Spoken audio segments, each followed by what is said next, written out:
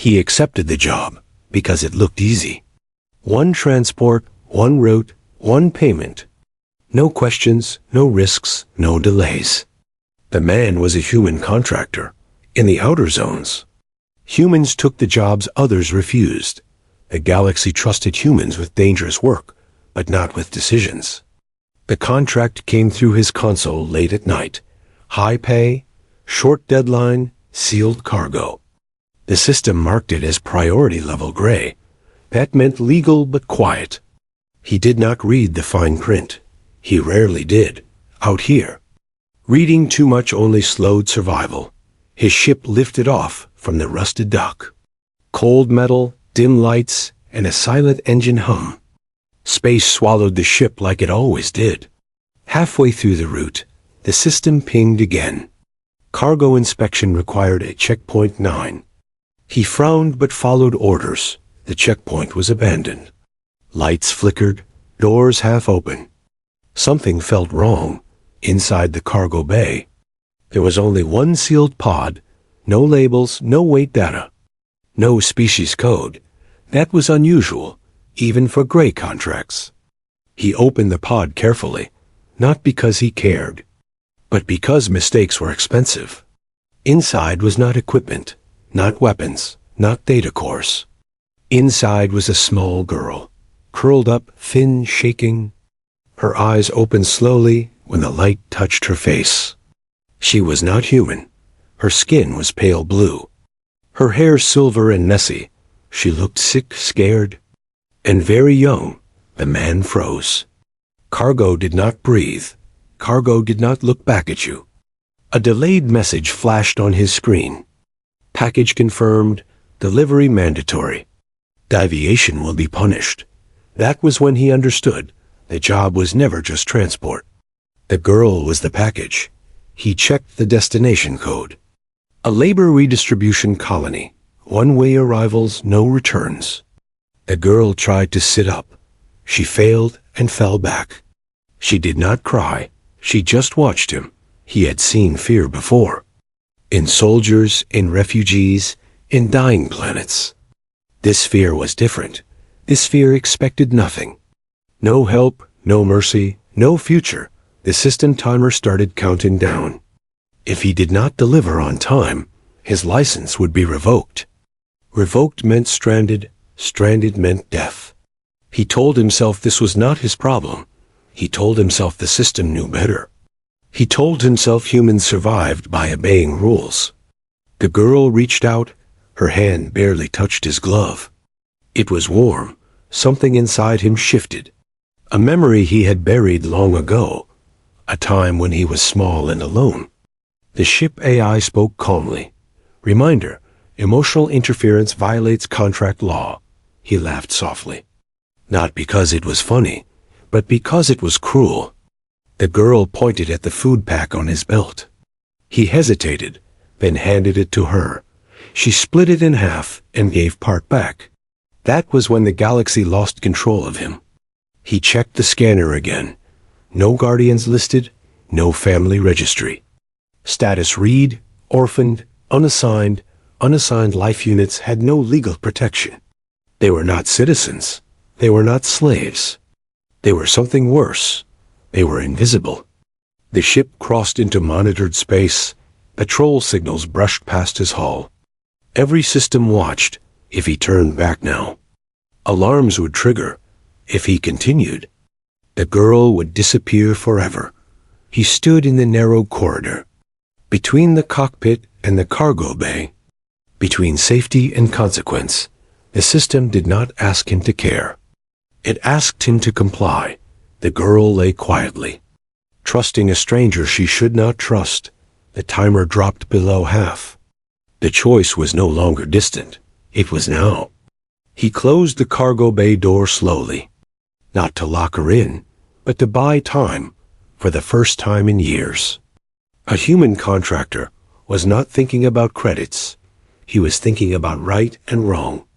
The galaxy believed humans were emotional, weak, unpredictable. This was why systems never gave them authority. They forgot one thing. Humans did not need authority to make a choice. As the ship entered the final route corridor, he changed course by 1 degree. Just enough to be noticed. Warning lights flashed. The AI repeated protocol alerts. The girl watched silently. He whispered, almost to himself, this was never just a job. And somewhere deep in the galactic network, a system built on cold logic, prepared to face something it could not calculate. A human who had decided that an orphaned girl was not cargo, and that some missions were worth breaking every rule for. The timer kept counting down, but his choice was already made. The ship continued on its new path. Only 1 degree off course, but in deep space. 1 degree meant rebellion. Warning lights blinked softly. Not loud yet. The system always gave humans a moment to correct mistakes. The man sat in the pilot's seat, hands steady, heart loud. He told himself this was temporary. The ship AI spoke again. Deviation detected. Correction advised. He did not answer. Silence was also a response. Behind him, in the cargo bay, the girl lay awake. She listened to the ship sounds, trying to understand a world that never explained itself. He opened the system archive. Searching for orphan classification, the rules appeared quickly. Unassigned minors were property of the system. Transported to colonies based on labor demand, emotional attachment prohibited. He read every line slowly, each word colder than the last. The system did not call it cruelty. It called it efficiency. The girl had no crime listed, no failure, no mistake. Her only violation was existing alone. He remembered the colony code again. Labor worlds were quiet places. Children did not grow there. They survived until they could work. The ship crossed another checkpoint. This one active, patrol scans brushed the hull. The AI lowered its voice, risk level rising. He finally spoke. How long until intercept? 14 standard minutes, the AI replied. 14 minutes to decide whether he was still a contractor or something else. He left the cockpit and walked back. Slow steps, careful breath. The girl looked up when he entered. She did not move away. She did not smile. She simply waited. He knelt beside her, removed his helmet, so she could see his face. I won't hurt you, he said. Simple words, the only kind that mattered. She studied him, then nodded once, as if she had already accepted pain. That scared him more than fear would have. The ship AI interrupted. Reminder. Unauthorized interaction logged. He ignored it. He gave her water. She drank slowly, carefully, like someone who had learned not to ask for more. He asked her name. She shook her head. No name meant no record. No record meant no protection. Outside, space traffic increased. The system noticed the deviation. A message arrived. Contractor vessel. Correct course immediately. He returned to the cockpit, sat down, stared at the blinking line on the screen. If he corrected course now, everything would go back to normal. The girl would become invisible again. The system would reward him. As it always did, another message came. Failure to comply will result in license termination. License termination meant no work. No work meant no food. No food meant death. The galaxy did not kill humans directly. It simply removed their usefulness. He closed his eyes for 1 second. Just one. He remembered sleeping in broken shelters, on a forgotten mining moon, waiting for someone who never came. He opened his eyes. The girl was standing in the doorway, unsteady, watching him. She did not understand contracts, or systems, or laws. She only understood that this human had not turned away. That was enough. AI, he said quietly. Mute system alerts. Command violates protocol. The AI replied. Execute, he said. Voice firm. There was a pause, then silence. The ship felt heavier after that, like it knew. The patrol signal locked on. Weapons did not charge yet. They were waiting. Humans were always given one last chance. A broadcast spread through local space. Human vessel, state your intent. He leaned forward. Hands resting on the controls. My intent, he said calmly, is to finish the job the right way. Confusion followed. Systems did not understand right and wrong. Only complete or failed. The girl sat on the floor beside him. Close enough to feel real, a countdown resumed on a new screen. Interception in 6 minutes. The man did not run. He did not hide. He stayed on course, because now he understood something clearly. The system had rules, but humans had lines they would not cross. And when a human decided a child mattered, no contract in the galaxy could undo that. The ship moved forward, straight into consequence. And for the first time since the contract began, the system could not predict the outcome. The ship moved deeper into restricted space. Silent but watched, every sensor now awake. The man felt the pressure building, not from weapons, but from time. Time always forced truth out of humans. The girl sat quietly near the cockpit wall. Her knees pulled close. Her eyes followed every movement he made. She was not afraid of the ship. She was afraid of being left behind. He noticed how she copied him. When he drank water, she drank. When he sat, she sat. Trust had formed without permission. The AI remained silent, muted, but not gone. It was still recording, still learning outside the ship. A signal pulse spread, a bounty marker activated. Unregistered cargo deviation, high-value recovery order. That was how the system labeled children, high-value, recoverable. A hunter ship appeared on the far scanner edge. Not military, private. Someone had already accepted payment to bring the girl back. The man tightened his grip on the controls. This was no longer about rules. It was about pursuit. He stood and moved back toward the girl, lowered himself to her level. They will come, he said softly, not hiding the truth. But I won't give you to them. She did not ask why. She did not ask how. She simply reached into a small pouch tied around her neck, pulled out a broken metal token, and placed it in his hand. It was old, scratched, a family mark. Long erased from records, he understood without words. This was all she had left. Something inside him locked into place, a decision deeper than fear.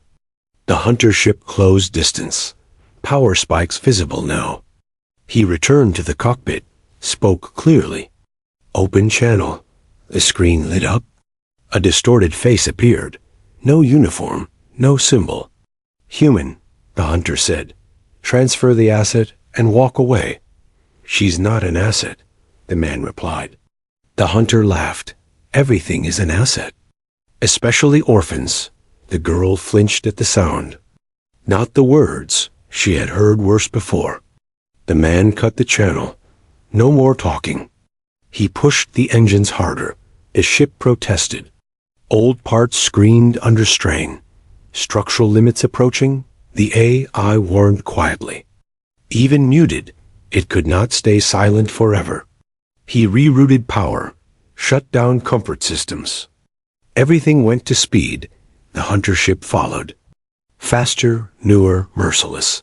The girl held onto the seat frame. Her eyes wide, but she did not cry.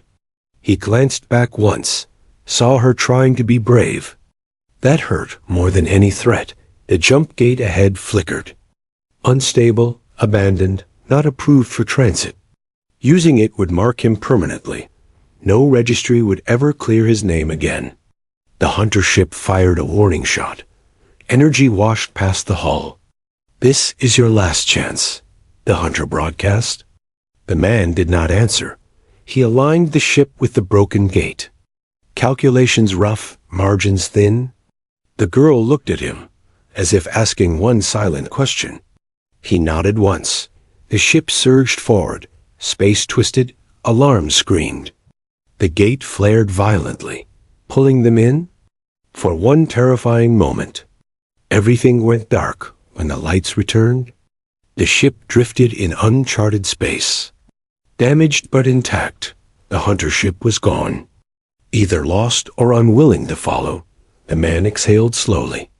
Hands shaking now that it was over, the girl slid from her seat, walked toward him, careful, unsure.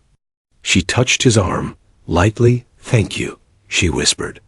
Her first words, barely a sound. He swallowed hard, turned away so she would not see his eyes. No system had ordered this bond. No contract allowed it. But in that quiet moment, drifting far from rules and routes, a human and an orphaned girl were no longer cargo and contractor. They were something the galaxy had failed to calculate. A beginning. The quiet did not last long. It never did. The ship drifted in the dark between systems. Damaged engines cooling, power low but stable. The man checked the scanners. No signals nearby, no immediate threats. But he knew better. The system never forgot. The girl sat close to him now, not touching, but near enough to feel safe. He handed her a thermal blanket. She wrapped it around herself. Still holding the metal token, "We can't stay here," he said gently. Mostly to himself, the AI came back online. Voice calm, unreadable, unauthorized jump recorded. Identity flag updated. He nodded. He had expected that. "What does the flag say?" he asked. "Human operator classified as non-compliant," the AI replied. Risk level elevated. Non-compliant was the system's polite word for rebel. A priority broadcast cut through the static, wideband, public. "Attention all sectors. Human contractor vessel has violated child transport law." The man clenched his jaw. So this was how it would be framed. Not rescue, not refusal, violation. The girl looked up at him, fear returning to her eyes. "They are talking about us," she said softly. "Yes," he answered. "But that doesn't mean they are right." A patrol fleet appeared on long-range scan. Official this time. No hunters, no bargains. This was authority. The AI displayed a message. "Prepare for forced compliance." The ship shook slightly as engines powered. Not enough to run, only enough to face what was coming. The patrol ships formed a wide arc. Weapons visible, not aimed yet. They wanted surrender. Submission was always cheaper than violence. A channel opened automatically. A calm synthetic voice filled the cockpit. "Human contractor. Power down and release the miner." The man stood slowly, hands visible, voice steady. "No," he said. Silence followed, long and uncomfortable. "No is not a valid response," the voice replied. "It is," the man said. "When the order is wrong," the system paused, processing something it was not designed to process. "Emotional interference detected," the voice said. "Yes," the man replied. "Call it what you want." The girl moved closer to him, standing behind his leg, small but present. "She is not cargo," he continued. "She is not a unit. She is a child. Child status does not grant exception," the system answered. "That's the problem," the man said. Across the fleet, signals spiked. Observers tuned in. Humans had a reputation. They followed rules until they didn't. "Release the miner," the voice repeated. Final warning. The man looked down at the girl. She nodded once. Trusting him fully now, he faced the screen again. "Humans do not abandon children," he said clearly.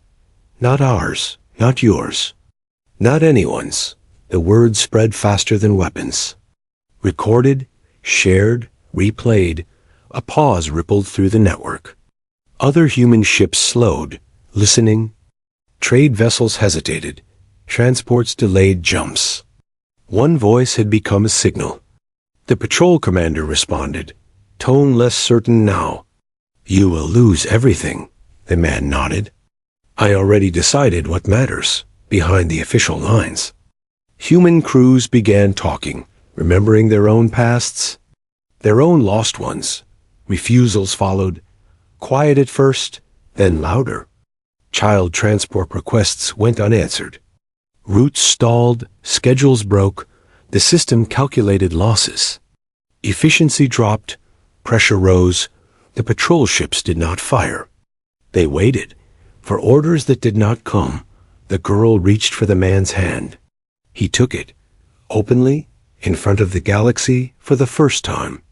A human did not argue policy. He simply said no. And that no was louder than any command the system had ever issued. The standoff stretched across systems. Not with weapons, but with waiting, the patrol fleet held position. Engines hot, orders cold, across the galaxy. Human ships slowed or stopped, one by one. Cargo lanes filled with silence. Schedules slipped, credits stalled. The system recalculated again and again. Loss projections climbed, efficiency collapsed. It had never planned for refusal. The man remained still in his cockpit. The girl beside him, their hands still joined. The AI broke the silence, voice lower now. System council convening. That meant debate, and debate meant uncertainty. A new channel opened, not synthetic this time. A living voice, careful and strained. Human operator, the council speaker said. Release the minor and leniency will be considered. The man shook his head. Slowly, deliberately. She is not a minor to release, he said. She is someone I will not abandon. A murmur spread through the link. Different species, different fears. The council tried another path. Adoption requires citizenship. Citizenship requires sponsorship. I will sponsor her, the man replied. Simple, final, the system paused. Legal framework strained. No human had ever offered that. Not because they couldn't, but because the system had never asked. Trade networks flickered. Human unions issued statements. Refusal became policy. No child transports. No orphan routes. No exceptions. The cost rose too high, too fast. The council reconvened. Shorter this time, less confident, a new directive appeared on screens across space. Unassigned minors reclassified. Protected status granted. Forced labor transport suspended. The words echoed. Cold but powerful. The patrol fleet powered down weapons. Formation loosening. Conflict dissolving. The man exhaled. Shoulders finally lowering. The girl looked up at him. Confused, hopeful. What does it mean? She asked. It means, he said softly. You're safe. A final message arrived. Contract terminated. License revoked. He smiled at that. Some losses were easy to accept. A follow-up line appeared. Citizenship sponsorship approved. The girl blinked. Processing slowly. Do I have a name now? She asked. He thought for a moment, then nodded. Yes, he said. You always did? They left the damaged ship days later. Docking at a free human station. No banners, no medals. Just quiet nods from crews who understood. The galaxy adjusted. Slowly, reluctantly. Systems were rewritten. Policies amended. Not because of rebellion, but because of responsibility. The man took small jobs after that. Work that paid less, but meant more. The girl learned to laugh. To eat without fear. To sleep without listening for alarms. And somewhere in the archives of galactic law, a single case was recorded, not as a failure, but as the moment the system learned something vital, that when humans choose compassion, no algorithm can stand in the way.